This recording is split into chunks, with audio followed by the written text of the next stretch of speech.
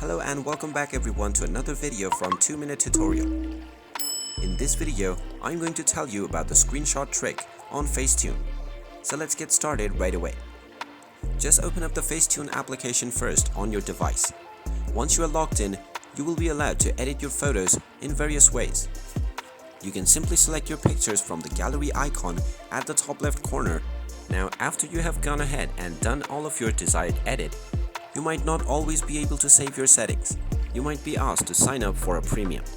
So you can simply take a screenshot from your device. After trying various different styles. Then you can simply scroll through your screenshots and you will immediately be able to find the better pick. And this way you will not have to wait until the AI does its stuff. And there you have it. That is how you can smartly use the screenshot feature to make your decisions easier for you on Facetune. If you find this video helpful, make sure you hit that like button and subscribe to our channel if you haven't done so already. Also, ring that notification bell to never miss another update from us. Thank you for watching and I will see you again in the next video.